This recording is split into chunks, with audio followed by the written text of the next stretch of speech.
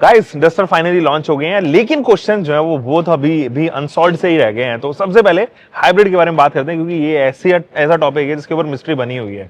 क्या बोल रहा है भाई, हाइब्रिड कब आएगा कब नहीं आएगा, क्या सिस्टम बन रहा है? क्वेश्चन तो गाइस आप लोगों के बहुत हैं। हाइब्रिड हाइब्रिड हाइब्रिड हाइब्रिड, हर जगह कमेंट यही आ रहा था कि भाई हाइब्रिड चाहिए, तो डस्टर आ गई। लेकिन प्राइस और कंपनी ने तो अब आज अनाउंस कर दिया कि सोल्ड आउट, इस साल के लिए हाइब्रिड सोल्ड आउट। अरे लेकिन देखो अभी क्या है, प्री बुकिंग्स होती हैं, इसके बाद प्राइस आती है, फिर लोग अपनी बुकिंग रखते हैं, कैंसिल करते हैं, उसके ऊपर बहुत डिपेंड करती है चीजें। बट दिवाली से पहले हाइब्रिड तो नहीं आ रही और प्राइस भी उसके आसपास ही लॉन्च किया जाएगा। बट प्राइस कितनी होनी चाहिए? मेरे हिसाब से 19.99 से ऊपर ना जाए तो अच्छा है। मेरे को लगता है इतना नहीं जा पाएंगे वो, इससे ऊपर जाना पड़ेगा, क्योंकि इंजन साइज बहुत बड़ा है, ऊपर से वो डुअल बैटरी सेटअप दे रहे हैं, मोटर सेटअप दे रहे हैं, सॉरी 1.4 किलोवाट आवर की बैटरी, और ये बता रहे हैं कि 80% ऑफ द टाइम वो ईवी मोड पे रहेगी जब तुम सिटी में चलाओगे। चल सकती है। और ये बहुत मतलब इंजीनियरिंग बहुत एक्सट्रीम लेवल पे चाहिए, and obviously engineering comes at a cost, technology comes at a cost. मेरे को तो नहीं लगता कि 20 लाख के आसपास आएगी, 21 के आसपास मुझे लगता है कहीं ना कहीं अगर इस सेटल करना सेगमेंट की सबसे महंगी गाड़ी देखे तो सियरा आई थिंक इस टाइम पे 21.49, इस साइज सेगमेंट की बात करें, उसमें हाइब्रिड नहीं है। हालांकि फीचर्स काफी हद तक दोनों में सेम आ जाते हैं, बट अगर उससे आसपास उससे नीचे ले आते हैं, अच्छी ऑप्शन तो डेफिनेटली हो जाएगी, specifically mileage point of view से। Because Grand Vitara Hyryder में अभी 0.74 किलोवाट आवर का बैटरी पैक, एक तो double battery pack, plus again size वगैरह माइलेज के हिसाब से ये इंजन ट्रू हाइब्रिड ज्यादा 1.4 एक अच्छा नंबर होता है। 1.8 नहीं, अच्छा, engine kilowatt hour, size, not okay, engine. तो उस पॉइंट से हाइब्रिड एक बहुत अच्छा हाइब्रिड इंजन की ऑप्शन हो सकती है। प्लस ये है कि यार अभी सोल्ड आउट वाला सीन पे डोंट वरी, ऐसा मत सोचो कि अगले साल जाके आपको मिलेगी, हो सकता है इस दिवाली वाले पे भी आपको मिल जाए, क्योंकि बुकिंग्स कुछ आगे पीछे होंगी प्राइस को देखते हुए। अब हमें अगर 20-21 लाख सही लग रही है, जरूरी नहीं हर किसी को लगे। दोस्तों आपकी डिमांड पे हम वीडियो तो लेके आ गए, क्योंकि क्वेश्चन बहुत सारे थे, बट एट द एंड आप सब्सक्राइब जरूर करना, क्योंकि मैं देख रहा हूँ कि आप में से केवल 6%, सिर्फ 6%, यानी कि 100 में से केवल 6 लोगों ने ही सब्सक्राइब किया हुआ है। Subscription is important for us, ताकि हम ऐसी गाड़ियाँ आपके लिए लेके आते रहें, कंपनियों की नज़र में आए और हम हमें लॉन्च इवेंट में बुलाए। ये डिस्ट्रीब्यूटरी ग्रोथ है आपके लिए भी और हमारे लिए भी। चलो अब दूसरे टॉपिक के बारे में बात करते हैं। कितने वेरिएंट्स में आ रही है, क्या क्या प्राइसेस हैं, और इंट्रोडक्टरी प्राइसेस कितने टाइम तक वैलिड है? क्या बोलता है भाई? आर पास के बारे में बात करते हैं। आर पास यानी रेनो पास वो एक ही चीज है, और 31 मार्च तक का है। मेरी माने बुकिंग करा लो अगर मन बन रहा है, क्योंकि बुकिंग कैंसिल भी करी जा सकती है, कंप्लीटली रिफंडेबल है। और ये प्राइस अगर आपको 30, 40, 50 हजार बचाने हैं अपने, तो आर पास एक बहुत अच्छी ऑप्शन हो जाती है। बिकॉज इंट्रोडक्टरी प्राइसेस में यूजुअली जब गाड़ियां लॉन्च करते हैं तो वो ये नहीं बताते कि अभी ये प्राइस है बाद में ये हो जाएगा, वो सीधा बढ़ाते हैं। तो कंपनी ने आपको पहले बता दिया कि 31 मार्च से पहले इतना है, 31 मार्च के बाद इतना है। तो अगर मन बन रहा है तो रुको मत, प्री बुकिंग तो करवा ही लो, फिर 2-4 दिन ड्राइव रिव्यू आ जाएंगे, गाड़ी समझ लोगे, फिर प्लान कर लेना। और अगर आप ऑटोमेटिक ट्रांसमिशन प्लान कर रहे हो, यानी कि डीसीटी प्लान कर रहे हो, तो भाई 50,000 रुपए का फर्क आ रहा है, एंड किसी किसी वेरिएंट में it is even jumping to 60,000 rupees, कुछ वेरिएंट में 40,000 भी है। तो जल्दी करवा लेना। तो ये तो है कि आप पहले ही आर पास के साथ में ही बुक करा लो, दैट मींस 31 मार्च से पहले बुक करा लो। एक चीज और है जो मुझे बहुत खूबसूरत लगी इस बार, और ये कुछ गेम चेंजर स्ट्रेटेजीज हैं रेनो को वापस कम बैक करने के लिए, and that is 7 years warranty. मुझे पता था यही बोलेगा। तो 7 इयर्स वारंटी में लेकिन एक छोटा सा कैच भी है, दैट इज 1,60,000 किलोमीटर तक के लिए वैलिड है। 1,50,60 चलो 1,50,000 के लिए वैलिड है। तो ये चीज मुझे थोड़ी सी लगी है कि भाई 7 इयर्स नाम सुनने में अच्छा लग रहा है, बाकी ड्राइविंग पे हो सकता है आपकी ज्यादा ना हो, बट 1 लाख नहीं, एक चीज और है इसमें, बहुत बड़ा नंबर नहीं, एक चीज और है वो भी बताना इंपॉर्टेंट, इट इज ट्रांसफरेबल।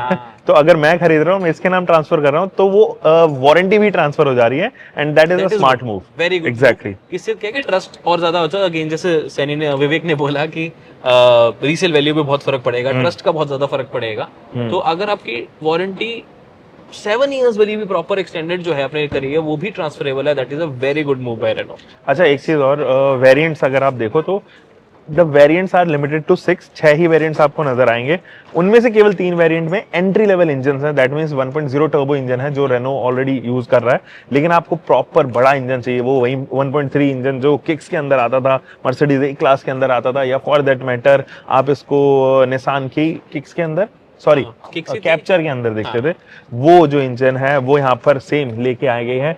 इसका जो टॉर्क डिलीवरी है वो बहुत अच्छा है, और बहुत अच्छा के सेगमेंट में सबसे ज्यादा है, सेगमेंट में सबसे ज्यादा है, और ये बेस वेरिएंट में अवेलेबल नहीं है, तो बेस के ऊपर ही आप इसको लॉन्च होते हुए देखोगे। दैट मींस कि सेकंड वेरिएंट जिसका नाम इवोल्यूशन है, पूरे वेरिएंट्स का नाम बता दो। वेरिएंट शायद ऑथेंटिक, एवोल्यूशन, टेक्नो, और नहीं, एवोल्यूशन से सबसे पहले एक और है, ऑथेंटिक। ऑथेंटिक। हाँ, ऑथेंटिक, उसके बाद एवोल्यूशन, फिर टेक्नो, और टेक्नो फिर प्लस, टेक्नो प्लस भी है, बीच में आइकॉनिक, प्लस वाला भी है, और आइकॉनिक इज द और टॉप वेरिएंट। आइकॉनिक बिना फिर हाइब्रिड के एडिशन भी है, आइकॉनिक एडिशन करके है वो, that is the last variant. Also that is also very good variant. अगर हम उसके एलिमेंट्स देख रहे हैं, अभी हमारे सामने है, पीछे भी वही वाला खड़ा है, बट जेन्युइनली देखो base variant value for money नहीं है। देखो 10.29 लाख का प्राइस अच्छा लगता है, नहीं लेकिन मुझे नहीं अच्छा लग रहा। लेकिन या तो फीचर देते, क्योंकि ब्रांड ने ये तो हमें क्लियर कर दिया था कि हम इसे सस्ती गाड़ी नहीं बनाना चाहते, तो हम इसे 10 से नीचे लॉन्च नहीं करेंगे। वो एक क्लियर एक इंडिकेशन थी, और अच्छी बात है, क्योंकि जब आप 8-9 लाख में खेल जाते हो ना, तो फिर बसोल्टर से एयरक्रॉस वाला हाल हो जाता है। तो डस्टर के साथ वो चाहते थे कि 10 लाख से ऊपर ही जाए, कि सस्ता तो नहीं खिलाना हमें, लेकिन फिर उन्हें इस वेरिएंट में फीचर्स भी देने चाहिए थे। क्या लगता है? देखो एक तो ये जो इंजन है ना 1.0 टर्बो, मैं बहुत ज्यादा मेरे को पसंद नहीं है वो इंजन। Turbo। एंड ये जो दूसरा इंजन है 1.3 टर्बो इंजन, जो ऑलरेडी जिसके बारे में हमने डिस्कशन किया है, वो मेरा फेवरेट है, one of the favourite engine में से एक है, और परफॉर्मिंग एडिशन है। और इसीलिए तुम देखना कि जो बुकिंग्स है ना वो 90% जो बुकिंग है वो इसी तो इंजन ही की। ना, क्योंकि कोई भी पर्सन जो होता है वो बेस वेरिएंट तब बुक करवाता है जब उसे बेस की प्राइस पता होती है। टॉप का क्या होता है, एक आइडिया होता है कि यार 18, 20, 19, 20 लाख के आसपास नहीं, मैं इंजन की बात कर रहा हूँ, वेरिएंट की बात नहीं कर रहा हूँ। लेकिन वो तो पता ही था ना कि 1.3 टॉप में आएगा, 1 लीटर स्पीड उसमें आएगा टॉप में। ये तो पता शुरू से ही पता था कि 1 लीटर टर्बो इंजन बेस के 1-2 वेरिएंट के लिए रखा जाएगा, ताकि प्राइस कंपेटिटिव रखी जा सके। That is the only reason इस इंजन को यूज किया जा रहा है। और वो इंजन जो है वो आपको ऑटोमेटिक ट्रांसमिशन में भी नहीं ऑफर होगा, तो आपको ऑटोमेटिक के लिए बड़ा इंजन ही लेना पड़ेगा, जो कि मुझे लगता है कि प्रॉब्लम सॉल्विंग होगा। वरना for a car like duster अगर आप छोटा इंजन दे रहे हो तो मुझे नहीं लगता कि इतना ज्यादा किफायती होगा। सबसे वैल्यू फॉर मनी मुझे टेक्नो वेरिएंट लग रहा है, एंड मुझे लगता है आपको भी टेक्नो वेरिएंट लगेगा। 14.19 लाख का आर पास के साथ है, नहीं तो आई थिंक 14.49 है, 30,000 रुपए या 20,000 रुपए का कुछ ऐसे अंदर है। डिफरेंस है, इतने के आसपास है, बट एक अच्छा वेरिएंट है, बिकॉज पैनोरामिक सनरूफ तो देखो आप दीवाने हो, मुझे पता है उससे मिल रहा है आपको, लेकिन पावर टेलगेट वो भी इस वेरिएंट में आपको मिल जाता है with turbo engine of course. लेकिन मुझे अल्टीमेटली अभी भी यही लगता है कि बेस वेरिएंट की बुकिंग्स थोड़ी बढ़ जाएंगी प्राइस आने के बाद, क्योंकि 10.29 अट्रैक्टिव लगता है, बट जिस हिसाब के फीचर्स दिए हैं वो नहीं, जैसे स्क्रीन नहीं है, स्पीकर्स नहीं है, बेसिक चीजें नहीं है, एलईडी लाइट्स है लेकिन टॉप वेरिएंट वाली नहीं है, वो इको एलईडी लाइट्स है, वो कैसी है वो तो हेलोजन नहीं होंगी, मतलब नहीं है तो नहीं, एलईडी ही है, हेलोजन तो नहीं है। अच्छा, बट इको एलईडी नाम दिया है उसको। अच्छा, क्या सीन है वो पता नहीं, लेकिन ध्यान से कैलकुलेट करके ही प्लान करना। टेक्नो वेरिएंट के बारे में जरा बात कर लेते हैं। उसके अंदर आपको LED headlamps, LED fog lamps, LED puddle lamps, electric panoramic sunroof, electric power tailgate, dual zone automatic climate control, connected car services and Renault hands free access की, that means passive keyless entry, front and side park assistance, hill descent control, और वही सारे features जो evolution variant के अंदर भी आते हैं, ये सारे आने वाले हैं। कुछ और चीजों के बारे में बात कर लेते हैं, जैसे कि कलर्स, 6 कलर ऑप्शन है, इनमें से 4 ही डुअल टोन है, and the worst part is you won't be getting grey colour in it, जो कि यूनिवर्सल कलर माना जाता है, वो नहीं है अवेलेबल। ठीक है, मुझे इतना बुरा नहीं लग रहा उसका। रेड अच्छा लग रहा है, ग्रीन है थोड़ा आइकॉनिक है, क्योंकि हर गाड़ी जो सेगमेंट में आती है ना उनमें एक एक ऐसा कलर है, जैसे सियारा का येलो है, इसका ये ग्रीन हो गया, ये और भी गाड़ियों में नहीं अवेलेबल होता, तो आप लोग ट्राई कर सकते हो एटलीस्ट। बट मैं कहूंगा जरूर कि फोटोज में और फिजिकली देखने में काफी डिफरेंस है। You should have an idea, जब शोरूम जाओगे देखो जरूर एक बार कलर को। ये देखो, अगर एक्चुअली में कमबैक करना है रेनो को with a car like duster, जिसकी फैन बेस फॉलोइंग बहुत ज्यादा है, मुझे लगता है 2-3 एस्पेक्ट्स और कवर हो जाते तो बहुत बढ़िया होता। ये पहले भी ऑल व्हील ड्राइव सेटअप के साथ में आती थी, इस बार भी हाँ इस बार भी आ सकती थी, बिकॉज अगर आप देखो तो आपके विक्टोरियस के पास में ऑल व्हील ड्राइव है, हाइराइडर एंड ग्रैंड विटारा जैसे प्रोडक्ट के साथ में ऑल व्हील ड्राइव है, बट यहाँ पर आपको अवेलेबल नजर नहीं आएगा ऑल व्हील ड्राइव सेटअप। दूसरी चीज, फ्यूल एफिशिएंट टेक्नोलॉजीज जैसे कि सीएनजी या हाइब्रिड, उसके ऊपर बहुत ज्यादा इन्फॉर्मेशन अवेलेबल नहीं है। सीएनजी तो है ही नहीं, सीएनजी के साथ में you won't be getting it, कि मतलब इसकी पूरी लाइफ स्पैन में भी शायद डिफिकल्ट होगा सीएनजी टेक्नोलॉजी लेके आना। रीजन बीइंग, एक तो टीजीडीआई इंजन है इसके 1.3 में, और जो नॉर्मल बेस वेरिएंट वाले इंजन है वो टर्बो इंजन है, उसके साथ में कॉम्प्लिकेशन बहुत ज्यादा है। तो ये प्लस जब 1.8 के साथ ऑलरेडी हाइब्रिड दे रहे हैं तो फिर उसके साथ सीएनजी का ऑप्शन सेंस नहीं बनती। हाँ, बूट स्पेस में जगह है सीएनजी के लिए, हाँ। लेकिन मुझे नहीं लगता देना चाहिए। और दूसरी चीज ये हो जाती है कि मतलब मुझे लगता है कि थोड़ी स्पेशियस, हाँ, सेकंड रो कंफर्ट और सेकंड रो स्पेस बस ठीक है, मतलब बहुत इतना ज्यादा नहीं है कि उसके ऊपर क्वेश्चन रेज भी किया जा सके, बट मुझे लगता है कि जिस लेंथ की और जिस व्हील बेस के साथ में ये गाड़ी एक्चुअली अनाउंस की गई थी उस साथ में तो आ जानी चाहिए थी, क्योंकि इसकी ग्राउंड क्लियरेंस देखो, approach angle, departure angle competition से बहुत ज्यादा है। बेटर है।